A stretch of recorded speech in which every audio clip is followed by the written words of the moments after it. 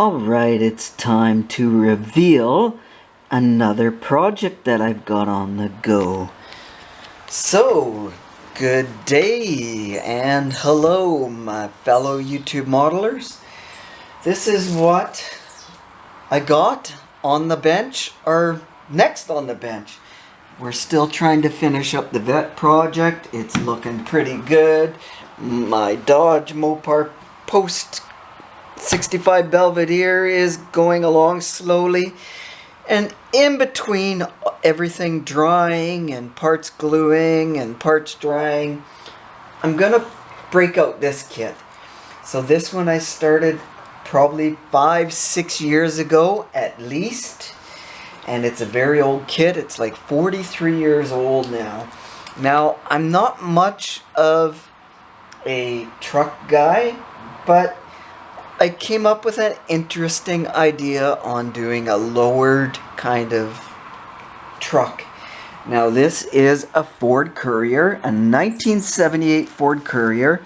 Now this was obviously a promotion way back, many moons ago, back in the late 70s by the Magnum Monroe Shock Company. Sorry, excuse my French, Monroe Shocks, way back then. So also notice this is a matchbox kit is what they call it, made by AMT. So let's highlight the box. It's the very old early 73s. These Mazdas and Ford Courier trucks came out, and they made them, I can't remember how late, till late 70s or 81, something like that. This kit is a 125th. And definitely some very cool pictures and photos on it. Hobby kit. This kit has a 2.3 overhead cam Ford, the same engine used in the Pinto and the Mustangs. They made that engine for the longest time. And it's kind of cool how they tell you on the outside of the box what colors you should paint it. And same thing, same as the front cover. And they tell you a little bit of information on this. AMT, it's got the remote Monroe sponsorship, Valvoline, Recaro, and Firestone, all of that good stuff. And I guess it was used for a street legal replica of the Bill Strope prepared Monroe Baja Couriers, racing in the off-road racing down south, mostly in Mexico and all of that.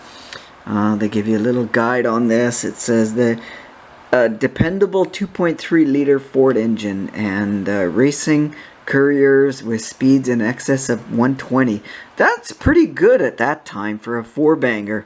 And I got it. You know what? I think those 2.3 4-banger turbo engines were pretty underrated way back then and underappreciated. So let's open up the box. I haven't opened this thing up for a while to see how far I've gotten. And notice I've got another kit in the background, and we will talk about this as part of this project. So let's unveil this box a little bit. I've done some work to this. I did buy this off eBay, and my plan was to build a lowered hot rodded version of a Courier, something that would have been built as a pro kind of touring type of thing. So this actually is a fairly reasonably detailed kit, somewhat-ish. Now, I love the box like this. That was very tricky putting together, if I remember. So I was mocking things up for primer and da-da-da-da-da. So I definitely do like what they got here. And it's definitely a small kit, not very big. Now, white on white's not very good to video, right? That's probably, I should do it on a different background color. But, yeah, actually let's do that. Let's grab this cardboard. Maybe it'll come out a little bit better. Oh yeah, as far as I can see on my little miniature camera here, comes out better. So the scripts, I love the scripts. That's pretty cool. Scripts look really good. So like I say, we're getting the body. It looks like I did sand it. So prepping it for primer. I don't know what kind of primer. While we're on that subject, no, I'm not going to flip. Let's go through the kit here. We'll do that. So, CB radio, single exhaust. and that's pretty freaking cool. Some side pipes or exhaust, I'm not sure. I can't tell what that is. I have no clue. Don't. And engine, there's the engine, and it's all its glory, 2.3. Now we're not going to use the 4-banger engine out of this. Like I say, this is a hot rodded project.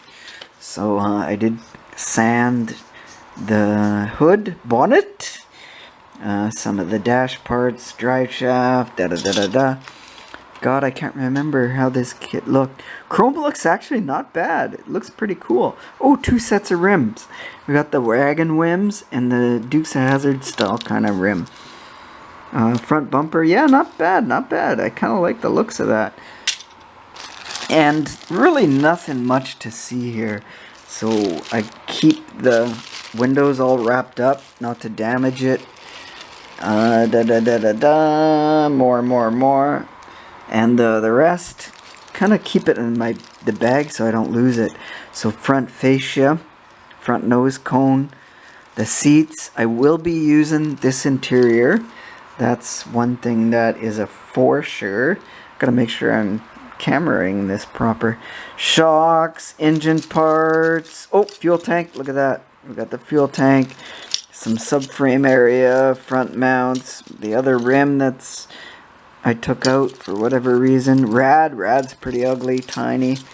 Front engine bay, wheel cover. What else do we got in the box? We got some miscellaneous stuff. Wheel backings, we might end up needing that. Spare sprue. Here, this one here. That's part of the interior. Very basic AMT type of thing. There's the engine. Oh, that's a NASCAR engine. Where'd I get that from? That's a Cleveland NASCAR engine. So somewhere in my stash, I got rid of everything for it. So I think I was considering putting a Winston Cup engine in there. That's what that might have been for. Yeah, I was thinking of doing a 351 Cleveland. However, plans change. The other tires, we're not using these tires. They're pretty tiny tires, blah, blah, blah, blah, blah. Old school tires. And also, in this kit, you get the option of the big 4x4 tire. I hear some flicking out there. I think a hummingbird's visiting me.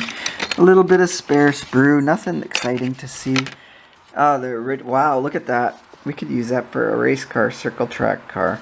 That's quite an interesting decal package. What's it say? MacTac.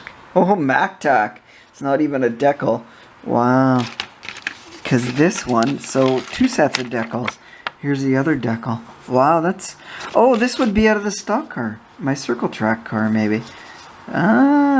Interesting. No, it's a Monroe, so 2 sets of decals. Now look at the instructions in this kit. How basic can you get? I'm going to put this out of the way. That's actually a really nice 4x4 tire. It's got a very kind of shiny, plasticky look. Oh, they're hard as a rock though, wow. I guess after 43 years, not a surprise. So let me, see, look, it has a price tag on it, $24.99. I don't know what I paid for this kit, to tell you the truth. I have no clue. I bought it off eBay, probably for a cheap price. I'm a cheap bastard, so, oh no, put the chrome on top, because I don't want to scratch the chrome as much as possible. Yeah, we'll do that.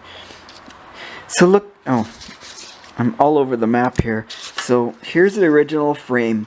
Now we're going to keep that because we have to lower this puppy. And I think somewhere in I was in the process of lowering this. I'm not sure. We'll have to go back and check things out. But for now, it's an overview of this project. So we'll just throw everything in the box for now and discuss the directions. Look how tiny the directions are. Wow. Without my magnifying glasses or lens, I can't read this. So very, very simple, basic instructions. They give you a parts layout. That's kind of interesting. give you some tips and tools on the instruction sheet. And then they start with the engine, and that's how I build my kits. I start with the engine. I start sanding the body, priming the body while I'm doing the engine, and then letting the body sit to air out for a couple weeks. Very simple instruction kit. But then again, all instructions are simple when you really take it down to its basics. So very interesting, very cool. 43-year-old kit. Now let's get to the good stuff. We're going to give this a different look. Kind of a pro touring look, I think we're going to go. And we're going to use this.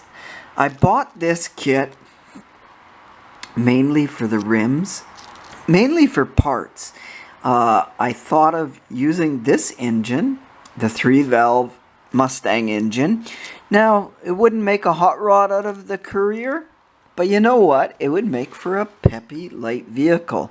Lower it with these style of rims, with this engine, this package, basically. So, that's kind of what I was looking at.